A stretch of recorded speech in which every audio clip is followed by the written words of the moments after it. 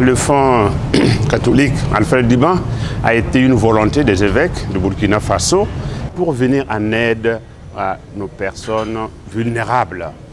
En lien avec l'OCADES qui déjà travaille pour venir en aide aux personnes vulnérables, on s'est dit jusqu'à présent, nous faisons de la charité avec des dons extérieurs, avec des projets qui sont financés par l'extérieur. Et nous nous sommes dit, après quand même 100 ans, nous sommes dans les 125, que l'Église au Burkina n'arrive pas à mobiliser des fonds pour venir en aide aux autres. C'est pas une église mûre. Et alors on a mis ce fonds-là. Et on a voulu bien sûr mettre ce premier chrétien, qui est Alfred Diban, comme patron de ce fonds. Donc voilà, c'est parti de cette idée-là. Il faut que nous mobilisions les ressources avec les personnes de bonne volonté, qu'ils soient chrétiens, catholiques ou pas du tout. Toute personne qui connaît comment l'Église vient en aide aux personnes vulnérables, aux personnes nécessiteuses, peut contribuer. Donc c'est cette idée que c'est parti depuis 7 ans. Et petit à petit, nous faisons notre bonhomme de chemin, récoltant les fonds. Et nous nous sommes dit, à partir d'un certain moment, nous allons pouvoir commencer à venir en aide à ces personnes vulnérables. Parce que si nous avons 100 francs aujourd'hui et tout de suite on dépense les 100 francs, ça va être compliqué. Donc ce fonds a été d'abord rattaché à l'OCADES qui déjà avait ses activités pour aider. Mais aujourd'hui, ce fonds a, on peut dire, une autonomie avec un comité de pilotage, comité de gestion, parce que les projets ou les nécessités qui vont venir des diocèses vont venir dans ce comité qui va pouvoir dire voilà ce que nous avons pour vous. On ne peut pas faire beaucoup de choses, mais à partir de cette année, par exemple, la conférence qui a eu cette idée a dit qu'elle va prendre un certain montant de ce que nous avons déjà récolté pour déjà manifester aux uns aux autres. Voilà, ce n'est pas beaucoup, mais comprenez que c'est ce que nous avons pour le moment. Voilà ce qu'est le fonds, voilà ses objectifs, venir en aide à toutes les populations de Burkina Faso, quelle que soit leur religion, leur croyance, avec des fonds, des ressources que nous avons. Pour le moment, c'est des ressources financières, mais certainement que nous ferons aussi appel à ceux qui auront des contributions en matériel. Voilà, donc voilà ce que je peux dire brièvement sur ce fonds catholique de solidarité.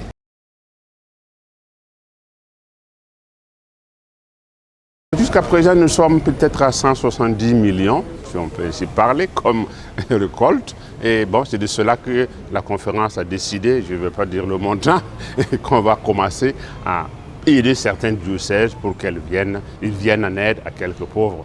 Ce n'est pas ce que nous avons souhaité, mais nous avons voulu beaucoup plus. Mais bon, il faut aller au rythme du peuple, dans sa compréhension, dans sa générosité. Voilà.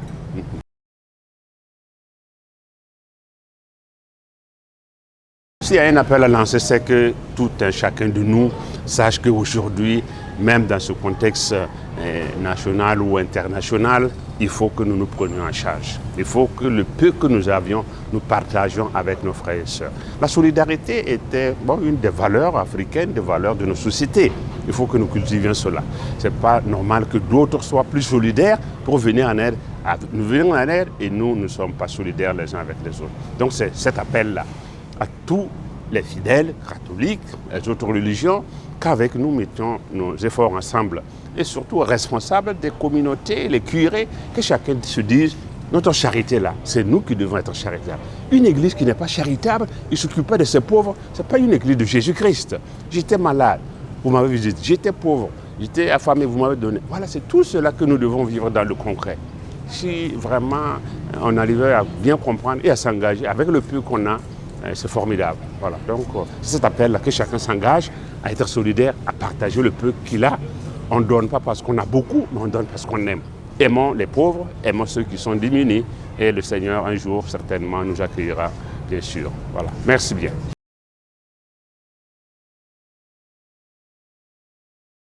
Il n'y a pas de lien direct entre le fonds catholique et la canonisation du patriarche Alfred Diban. C'est-à-dire que ce n'est pas dans le cadre de la canonisation du patriarche Alfred Diban que le fonds Alfred Diban a été mis en place. Le fonds Alfred Diban est un appel de l'Église Famille de Dieu au Burkina Faso, de sorte à ce que les chrétiens et les hommes de bonne volonté de notre pays puissent être solidaires avec les personnes vulnérables, notamment quand il y a des sinistres, quand il y a des catastrophes, que ce soit dû à des phénomènes naturels ou bien que ce soit dû donc, aux actions donc, de l'homme. Maintenant, on peut dire que le fonds Alfred Diban en lui-même contribue à promouvoir donc, la canonisation donc, du patriarche Alfred Diban. En ce sens que le fonds fait connaître davantage le patriarche Alfred Diban. On peut dire qu'aujourd'hui, grâce au Fonds catholique de solidarité Alfred Diban, c'est au niveau national, dans tous les diocèses et dans tous les milieux, que ce soit le milieu chrétien, que ce soit le milieu musulman, que ce soit le milieu donc, de ceux qui pratiquent la religion traditionnelle, qui connaissent le patriarche Alfred Diban du fait que le fonds porte son nom.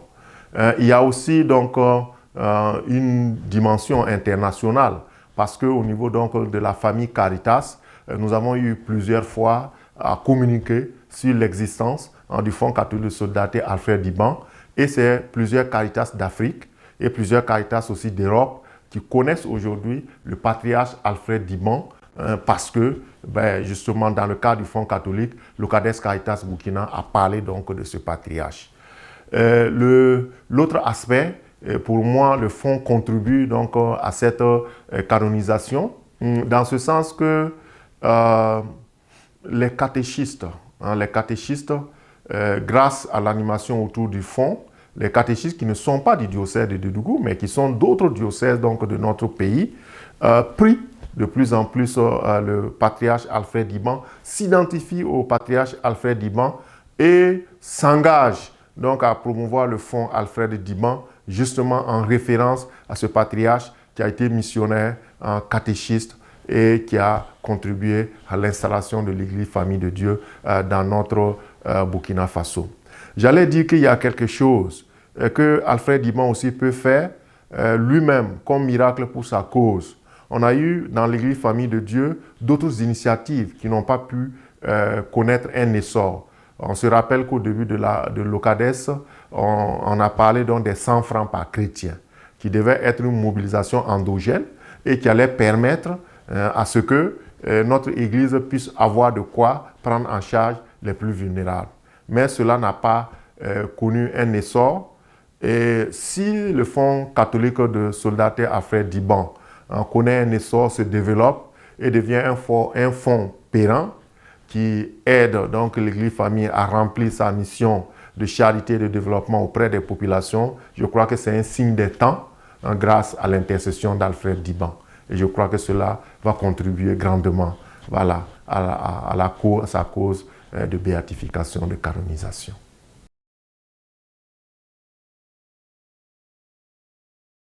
Pour l'instant, les réalisations donc, du Fonds catholique de solidarité Alfred Diban sont sobres et discrets. Je voudrais en mentionner deux réalisations. Donc, le fonds a permis donc, à l'Église Famille de Dieu de contribuer à un moment donné voilà, à l'effort de paix dans notre pays. Donc, c'est à travers ce fonds que l'Église Famille de Dieu au Burkina Faso a pu faire donc, cette contribution pour l'effort de paix. L'autre action que le fonds est en train donc d'entreprendre actuellement, c'est de pouvoir permettre donc à des enfants PDI donc qui sont dans un centre, voilà, dans le diocèse de Koudougou, de pouvoir bénéficier d'un appui alimentaire. Et je voudrais profiter aussi pour dire que le fonds est là justement pour venir en aide aux personnes vulnérables dues à l'action de l'homme ou bien dues au phénomène donc, naturel. Disons que les déplacements internes interpellent le fonds. Et bon, cette première action qui est en train de se réaliser, qui va se clôturer sûrement d'ici la fin de l'année, n'est qu'une introduction à d'autres actions que le fonds fera d'année en année, voilà, pour aider donc les personnes qui sont sinistrées, les personnes qui sont dans des difficultés. Disons que l'activité première du fonds, ce serait d'apporter une assistance alimentaire. C'est à ça que nous allons donc nous attaquer pour le moment.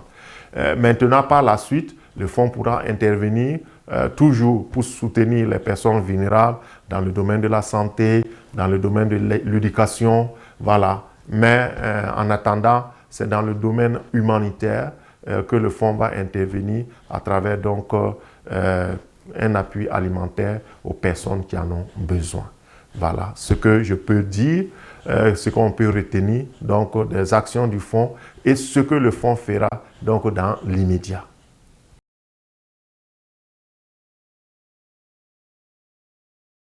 Pour moi, j'ai un appel et je peux dire que j'ai plusieurs appels.